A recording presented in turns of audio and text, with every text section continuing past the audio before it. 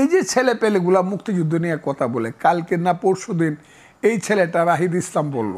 এখন আমি এদেরকে, মানুষ বলে আপনি এদেরকে তো বকেন কেন? না, আমি তো এদেরকে আদর করি। এদের বাপের চেয়ে আমি 15 বছর বয়সে বড়। এদের বাপের বয়স 60 বছর, আমার বয়স 78, আমি 18 বছরের বড়। ওদের বাপ মুক্তিযুদ্ধে যায় নাই, মুক্তিযুদ্ধের সময় ওদের মাকে বিয়া করে নাই, ওদের জন্ম তো পড়ে। ওই ছেলেটার বয়স 26 বছর। 26 বছর না, আমি তো 40 বছর আগে আমি দেশে এমপি হয়েছি।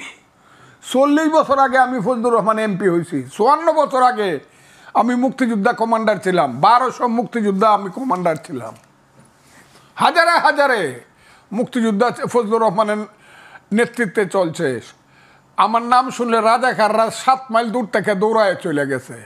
এখন এই ছেলেটা কথা যদি, মুক্তিযুদ্ধের কথা যদি এই ছেলেটার মুখ থেকে আমার শুনতে হয়, যে ছেলেটা 500 বা 600 বা 700 ছেলের নেতৃত্ব দিয়া তাদেরকে হত্যা করায় বলি আর শহীদ করায় বলি 5ই আগস্টে, আর শত শত ছেলেকে আহত করায় বলি 5ই আগস্টে, জাতীয় দিবস পালন করার আগে যে ছেলেগুলা জায়গা কক্সবাজারে আনন্দ ফুর্তি করার জন্য, এদের কথা আমার শুনতে হবে এবং মানতে হবে। এদেরকে একটা গালি আমি দিব না, এদেরকে আমি দিব না। তোরা যে বিমানে যাচ্ছে বেটা, 5 স্টার হোটেলে তাহস, বাপের কয় টাকা ছিল? তোদের যে বাড়ি দেখি আমি দেবিদ্বারে, মুরাদনগরে, পঞ্চগড়ে, আরো কমু কোনটা কইতেছেন আপনি?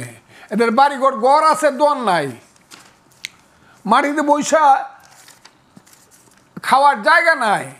এইসব ছেলেপেলেরা 100 টাকার ক্ষমতা ছিল না, এরা 100 কোটি টাকার মালিক হলো কিভাবে? এদের কাছ থেকে আমার মুক্তিযুদ্ধের শিক্ষা নিতে হবে যে 71-এর কথা বেশি কইেন না। আমরা 47ও কমো, 71 কমো, কিন্তু আসলে হলো 24। এরা হলো বেজন্মা। আমি এদেরকে বলি তোরা বাংলাদেশ থেকে যা।